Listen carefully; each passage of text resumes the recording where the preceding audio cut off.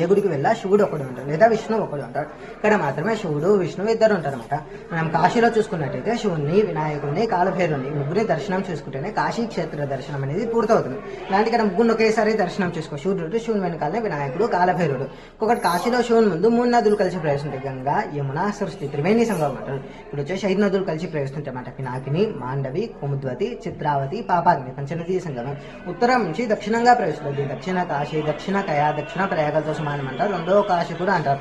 అందుకని ఇక్కడ స్వామిని కాశీ విశ్వేశ్వర స్వామి కూడా అంటే ఇక్కడ స్వామి పేరు వచ్చేసి సంతాన మల్లికార్జున స్వామి, కానీ కాశీ విశ్వేశ్వర స్వామి కూడా అంటారు. ఇప్పుడు వచ్చేసి క్షేత్రాధిపతి శివుడు, క్షేత్ర పాలకుడు విష్ణుమూర్తి అనమాట. మామూలుగా ఏ గుడిలో అయినా క్షేత్రాధిపతి శివుడు అయితే క్షేత్ర పాలకుడు కాలభైరవ స్వామి లేక వీరభద్ర స్వామి అంటారు. ఓన్లీ ఇక్కడ మాత్రమే క్షేత్రాధిపతి శివుడు, క్షేత్ర పాలకుడు విష్ణుమూర్తి అంటే చెన్నకేశవ స్వామి క్షేత్ర పాలకుడు అనమాట. మామూలుగా ఏ విష్ణుమూర్తి అవుతారు ఎందుకైనా సరే కుడి చేతిలో చక్రం, ఎడమ చేతిలో శంఖం ఉంటుంది. ఓన్లీ చెన్నకేశవ స్వామికి మాత్రమే కుడి చేతిలో శంఖం, ఎడమ చేతిలో చక్రం ఆపోజిట్ రివర్స్ లో ఉంటాయి అనమాట. స్వామికి అభయహస్తం గదాయుధం ఉంటుంది. ఒకే విగ్రహంలో శ్రీదేవి, భూదేవి అమ్మవారు, ఇటుపక్క గదా పక్క భూదేవి అమ్మవారు, ఇటుపక్క శ్రీదేవి అమ్మవారు, చుట్టూ మకర తోరణంలో దశావతారాలు ఉంటాయి. స్వామికి హృదయంలో స్వయంగా హృదయ లక్ష్మీదేవి ఉంటుంది. ఇది వచ్చేసి గుడి విశేషం. గురి చరిత్ర వచ్చేసింది అంటే ఇక్కడ ఈ పర్వతం ఉంది కదంటే పర్వతం లెక్క అనమాట. ముందు ఒక చెరువు ఉండే. అయితే గరుత్మంతుడు వాళ్ళ అమ్మ కోసమని అమృతం తీసుకెళ్తానికి ఇంద్రుని దగ్గరికెళ్తాడు. ఆ సమయంలో ఇంద్రుడు అక్కడ ఉండడమాట. సరే వచ్చినాక చెప్దాం నేను గరుత్మంతుడు అమృతం తీసుకొని వస్తుంటాడు. అమృతం తీసుకొని వస్తుంటే ఇంద్రుడు చూసేవారో నాకు చెప్పుకుని అమృతం తీసుకెళ్తుంటాడు అని వాళ్ళ మీద వజ్రాయుధం ప్రయోగం చేస్తారు. తీసుకెళ్తున్న గరుత్మంతుడు కోసం ఆయన గాయమయ్యి ఆయన తెస్తున్న అమృతం నుంచి 2 చుక్కలు ఇక్కడ ఈ చెరువులో పడిపోతుందన్నమాట.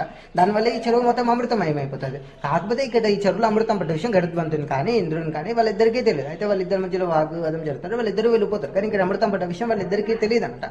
అదే రోజు సాయంత్రం ఒక ముసలాయన తన ముసలి ఎద్దులుతుంది. ఉదయం నుంచి సాయంకాలం వరకు పొలం పని ముగించుకొని ప్రతిరోజు అదే చెరువులో స్నానం చేసి వస్తుంది. ఆ రోజు కూడా అలానే మామూలుగానే ఆ చెరువులో స్నానం చేయడానికి వచ్చేస్తామట. అయితే తన ఆవుల ఎద్దులకు స్నానం చేపించి లోపలికి వెళ్ళి ఆయన కూడా స్నానం చేసి బయటకు వచ్చేస్తారు. అయితే స్నానం చేసి బయటకు వచ్చేలోపు ఆయనకి ఏం అర్థం కాదనమాట. అంటే ఆయన ముసలాయన ఉంటాడు. ఆయన మోకాలు నొప్పులు, నడుపు నొప్పులు ఉంటాయి. లోపలికి వెళ్ళి బయటకు వచ్చేలోపు అవి ఏమి ఉండవు అనమాట.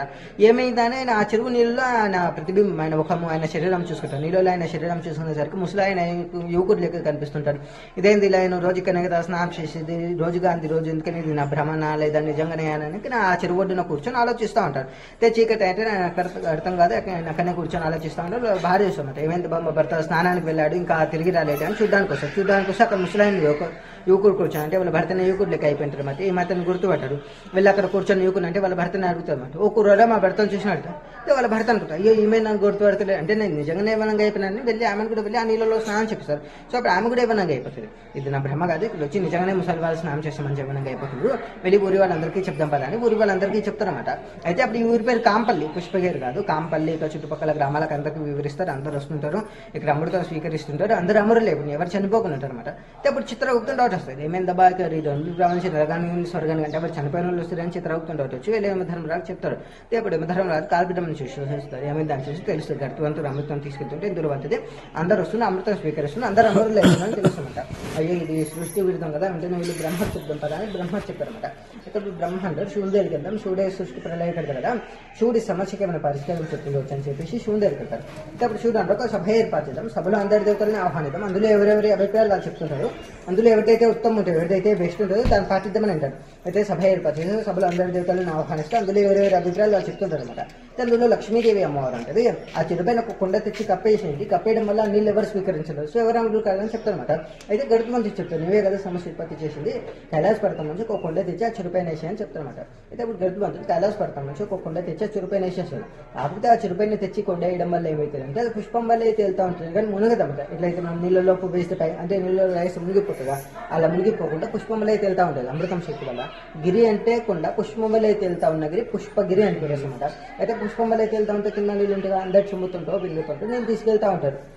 అయితే రాక్షసులకు కూడా డౌట్ వస్తుందన్నమాట ఏమంటబ్బా వీళ్ళు దేవతను గ్రూప్ కట్టండి ఒక సభ నిర్మాణం చేసింది, కిందికి తెచ్చి పర్వతాన్ని వేసింది, ఆ పర్వతం ఏమో నీళ్ళలో మునిగితలేదు పైకి తెలుతుంది నేను వాళ్ళకు డౌట్ వచ్చి వాళ్ళకు వచ్చి చూస్తే వాళ్ళకు తెలుస్తుంది అమృతం పడ్డది, సో వాళ్ళు కూడా అమృతం స్వీకరిస్తుంటారు. అయితే గరుత్మంతుడు గమనిస్తుంటారన్నమాట ఆ పర్వతం అనేది నీళ్ళలో మునుగుతలేదు పైకి తేలుతా ఉన్నది. ఇప్పుడు మానవులతో పాటు రాక్షసులు కూడా అమృతం స్వీకరిస్తున్నారని గమనించి మళ్ళీ వెళ్ళి ఆ సభలో అందరి దేవతల సమక్షంలో చెప్పేస్తున్నాం. ఇప్పుడు మళ్ళీ లక్ష్మీదేవి అమ్మవారు ఉంటుంది వైకుంఠ ఏకాదశి రోజు త్రిమూర్తుల శివుడు విష్ణు బ్రహ్మ ముగ్గురు ఒకేసారికి ఈ కొండపైన పాదంకి ఆ కొండ నేనైతే నిలిపిన అలానే ఫిక్స్ చేయాలని చెప్తున్నమాట. అయితే ముగ్గురు ఒకేసారి ఇక్కడ ఈ కొండపైన పాదంకి కొండ నేనైతే నిలిపిన అలానే ఫిక్స్ చేస్తారన్నమాట. కింద వచ్చేసి శివుని పాదం అంటే ఎప్పుడైతే వీళ్ళు ముగ్గురు పాదం మోపారు ఇక్కడ పైన వాళ్ళ పాద చిహ్నాలు పైన అలానే నిలిచిపోయాయి. కింద శివుని పాద చిహ్నం అంటే రుద్రపాదం అంటారు. బ్రహ్మపాదం వచ్చేసి మిడిల్ కొండపైన ఉంటుంది. విష్ణుపాదం వచ్చేసి కొండ చివరిలో ఉంటుంది. ముగ్గురు ఒకేసారి కొండపైన పాదంకి కొండ అనేది నిలిపైన అలానే ఫిక్స్ చేశారు.